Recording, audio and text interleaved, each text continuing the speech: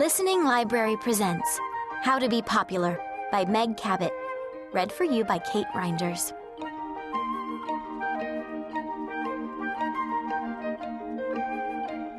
Popular. Adjective. Widely liked or appreciated. Liked by acquaintances, sought after for company. Popularity. We all want it. Why? Because being popular means being liked. Everyone wants to be liked. Sadly, however, not all of us are. What do popular people have in common that makes them all so popular?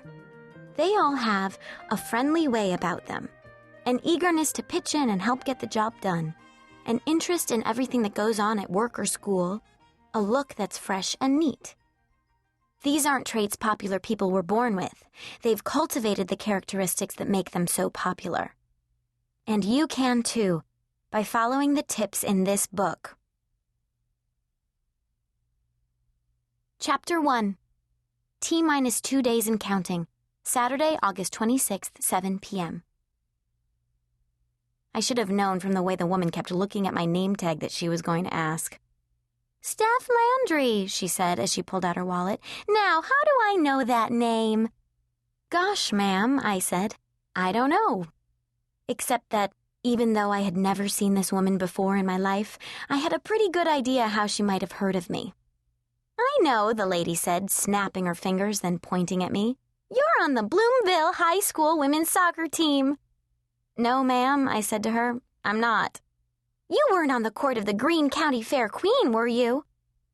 But you could tell, even as the words were coming out of her mouth, she knew she was wrong again. I don't have Indiana County Fair Queen hair, i.e., my hair is short, not long, brown, not blonde, and curly, not straight. Nor do I have an Indiana County Fair Queen bod, i.e., I'm kinda on the short side, and if I don't exercise regularly, my butt kind of expands. Obviously, I do what I can with what God gave me, but I won't be landing on America's Next Top Model anytime soon, much less the court of any fair queen. "No, ma'am," I said. The thing is, I really didn't want to get into it with her. Who would? But she wouldn't let it go. "Goodness, I just know I know your name from somewhere," the woman said, handing me her credit card to pay for her purchases. "You sure I didn't read about you in the paper?" "Pretty sure, ma'am," I said. God, that would be just what I need, for the whole thing to have shown up in the paper. Fortunately, though, I haven't been in the paper since my birth announcement.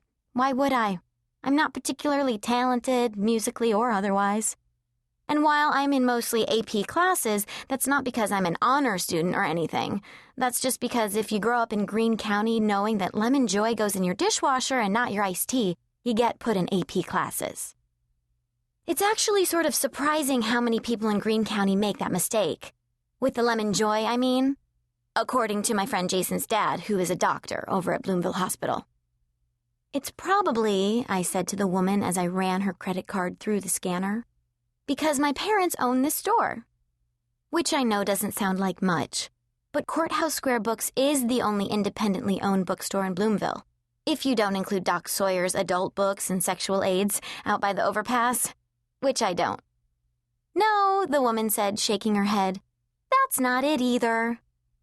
I could understand her frustration. What's especially upsetting about it, if you think about it, which I try not to, except when things like this happen, is that Lauren and I, up until the end of 5th grade, had been friends.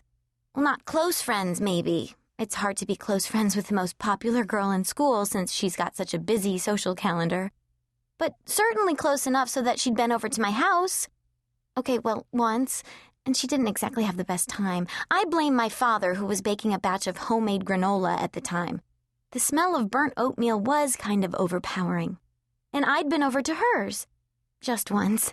Her mom had been away getting her nails done, but her dad had been home and had knocked on Lauren's door to say that the explosion noises I was making during our game of Navy SEAL Barbie were a little too loud. Also that he'd never heard of Navy SEAL Barbie and wanted to know what was so wrong with playing Quiet Nurse Barbie. "Well," I said to the customer, "maybe I just, have one of those names that sounds familiar." "Yeah, wonder why. Lauren's the one who coined the term, 'Don't pull a Steph Landry,' out of revenge." It's amazing how fast it caught on, too. Now, if anyone in school does anything remotely crack-headed or dorky, people are all, "Don't pull a Steph," or "That was so Steph," or "Don't be such a Steph." And I'm the Steph they're talking about. Nice. "Maybe that's it," the woman said doubtfully. "Gosh, this is going to bug me all night. I just know it." Her credit card was approved. I tore off the slip for her to sign and started bagging her purchases. Maybe I could tell her that the reason she might know me is because of my grandfather. Why not? He's currently one of the most talked about and richest men in southern Indiana, ever since he sold some farmland he owned along the proposed route of the new I-69, connecting Mexico to Canada via a highway corridor through Indiana, among other states, for the construction of a Super Save Mart, which opened last weekend. Which means he's been in the local paper a lot, especially since he put a chunk of his money building an observatory that he plans to donate to the city. Because every small town in southern Indiana needs an observatory. Not.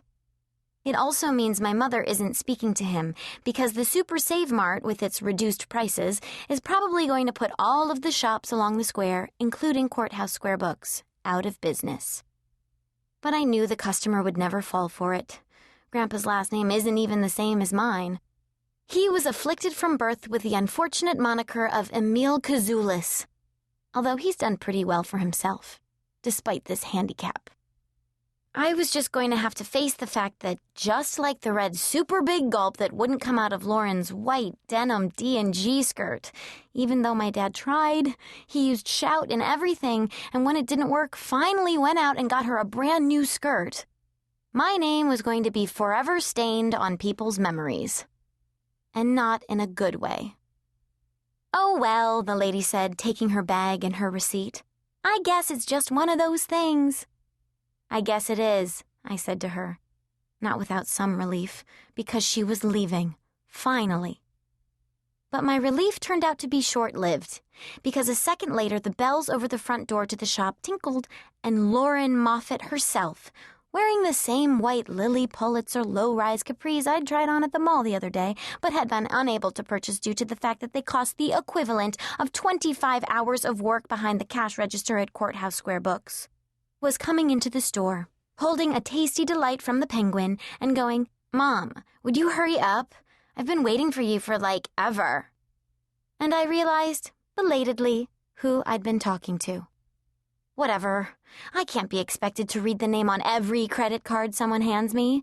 Besides, there are hundreds of Moffats here in Bloomville. "Oh, Lauren, you'll know," Mrs. Moffat said to her daughter. "How do I know the name Steph Landry?" Maybe because she's the one who spilled that big red Super Big Gulp on my white D&G skirt in front of everyone in the caf that day in the 6th grade, Lauren replied with a snort. And she's never forgiven me for it, much less let anyone forget about it. Mrs. Moffat flung a horrified look at me over the padded shoulder of her Quaker Factory sweater set. "Oh," she said, "dear, Lauren, Which was when Lauren finally noticed me, standing behind the cash register. "God, Mom," she said, giggling as she pushed open the door to slip back out into the evening heat. "Way to pull a Steph Landry." Let's begin by determining your level of popularity, or lack thereof. Ask yourself how others in your social sphere perceive you. Do they know who you are? If so, how do they treat you? Do they make rude remarks about you, behind your back or to your face? Do they ignore you? Do others include you in their outings and activities, inviting you to social events or occasions? Judging by the behavior of others around you, you should be able to tell whether you are liked, merely tolerated, or totally unpopular. If you are merely tolerated or totally unpopular, it is time to take action.